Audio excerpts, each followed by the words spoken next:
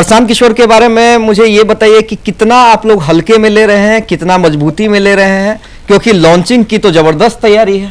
प्रशांत जी ही थे जो मोदी जी को आइडिया दिए कि विदेश से काला धन लाएंगे, सबको 15-15 लाख रुपया देंगे। भाई अगर प्रशांत जी कह रहे हैं कि मोदी जी को हम जिताएं 2014 में, तो इसका मतलब उनको सब आइडिया आपने दिया और वो आइडिया पे क्या काम हुआ।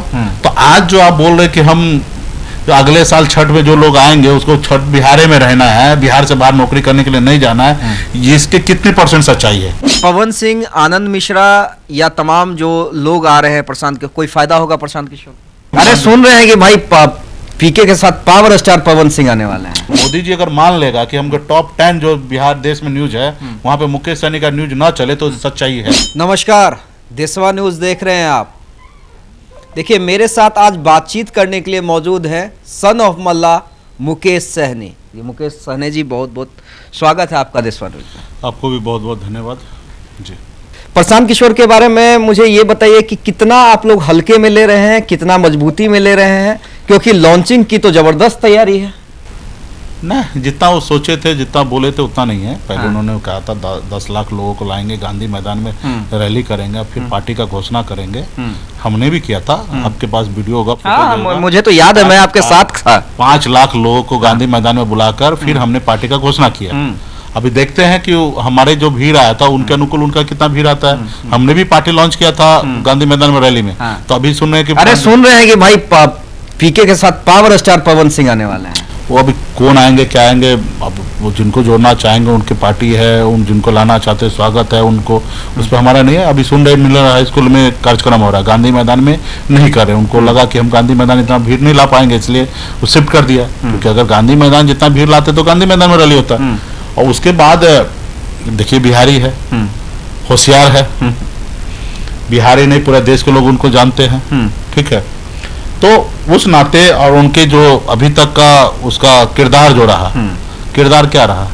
झूठ बोलना, हारा हुआ पार्टी को जिताना, झूठ बोल के किसी कार्यकर्ता को जो मेहनत किया उसको छोड़कर किसी नए कैंडिडेट को खड़ा करके उसको जिताना, राजनीति को बाजारीकरण कर देना।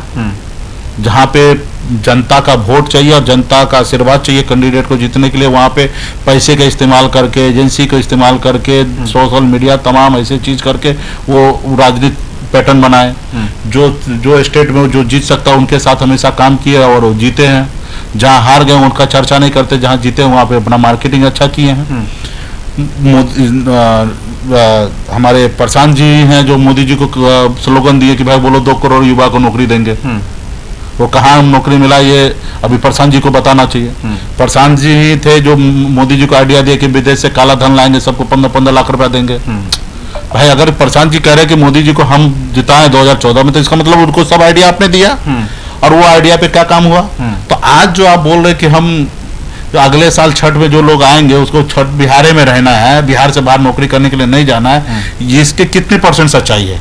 आप जो लोग चुनाव हार जाएगा, जिसको खुद को अपने पे भरोसा नहीं था, अपने संगठन पे, अपने कार्यकर्ता पे भरोसा नहीं था, वही लोग प्रशांत किशोर का हेड किया है और वही लोग हेड किया और प्रशांत किशोर के सहयोग से जीता है।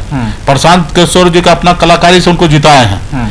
क्या वो कलाकारी के बाद, अच्छा चलिए कलाकारी ही मान लिए मुकेश जी, वो लोग काम किया क्या? नहीं मान लीजिए नीतीश जी को भी बनाए थे ना। हाँ। उस समय तो नीतीश जी बहुत अच्छे थे। हाँ। बिहार में बाहर है, नीतीश कुमार है। तो आज कैसे गड़बड़ हो गया भाई? या उस रोज आपको उसको जज करने में आपको कलाकारी नहीं था, होशियारी नहीं था, मतलब आप ना समझ थे। तब ना आपने निश्चित बोला, आपने स्लोगन दिया था बिहार में बाहर हो, नीतीश कुमार हो, और आज आप नीतीश कुमार को कोस के गाली दे रहे हैं। वही नीतीश कुमार और वही तेजस्वी लालू जी के साथ रह के 2015 में बिहार के राजनीति करके लालू जी आपको महान नजर आते थे, तेजस्वी जी महान नजर आते थे, नीतीश जी महान नजर आते हैं, और आज आप उसको गाली दे रहे हैं। तो ये आप जो है वो झूठ बोलने वाला पॉलिसी पे काम कर रहे हैं। आपके बात में कोई सच्चाई नहीं है। नहीं मुकेश जी, मुझे एक चीज समझाइए। चलिए मान लीजिए हम कलाकारी ही से, चलिए राजनीति में कलाकारी होती है, उसे भी कितना सही कितना गलत वो जनता तय करे। कलाकारी से खुद नहीं बन सकते हैं क्या? कलाकारी से अगर दूसरे को बनवा सकते हैं तो खुद भी बन सकते हैं। खुद भी बन सकते हैं, राजनीति में है ऐसा। आपको एक तो सबसे पहले पेशेंस चाहिए और जनता के बीच में ईमानदारी चाहिए। आप जितना वजन उठा सकते हो उतना ही बोलिए, जनता को गुमराह मत कीजिए। और जनता इतना भी ना समझ नहीं है। आप कलाकारी बहुते कीजिएगा, जेन्युइन कलाकारी कीजिएगा तो निश्चित तौर पे जनता आपको साथ दे देगा, और अनजेन्युइन कलाकारी कीजिएगा जनता आपको साथ नहीं देगा। अभी आप पर यात्रा कर रहे थे, आपने बताया कि एनडीए गलत है और महागठबंधन गलत है, दोनों पक्ष गलत गड़बड़ है। 6 महीना पहले आप कांग्रेस के लिए फील्डिंग कर रहे थे कि हम कांग्रेस को देश में सरकार में ले आएंगे, आपका डील नहीं हुआ तो आपने क्या किया कि कांग्रेस भी गड़बड़ है, एनडीए और यूपीए दोनों गड़बड़ है। उसके बाद आप बीच चुनाव में मोदी जी का तरफदारी करने लगे कि भाई मोदी जी तो 300 लगभग ले ही आएंगे, मोदी जी अच्छा है, ये है वो है। भाई आप 10 दिन पहले 2 महीना पहले बहुत गलिया रहे थे मोदी जी को और सबको, और ऐसा चुनाव में क्या ऐसा हो गया कि उनके लिए माहौल बनाने के लिए सारे न्यूज चैनल, सारे प्लेटफॉर्म आपको मिलने लगा। भाई आज की तारीख में सच्चाई ये है कि जैसे छोटा न्यूज चैनल हो या पोर्टल हो, वो तो मोदी जी के कंट्रोल में नहीं है, वो मेरे व्यक्तिगत आपसे संबंध है, आप हमारी जनता का बात हमारे पहुंचा रहे हैं। लेकिन मोदी जी अगर मान लेगा कि हमको टॉप 10 जो बिहार देश में न्यूज है वहां पे मुकेश सहनी का न्यूज ना चले तो सच्चाई है। अगर मोदी जी चाह लेगा कि आपका न्यूज ना चले तो आप कितना भी लगड़ जाइए कुछ नहीं होगा, आपका नहीं चलेगा टॉप 10 न्यूज पे।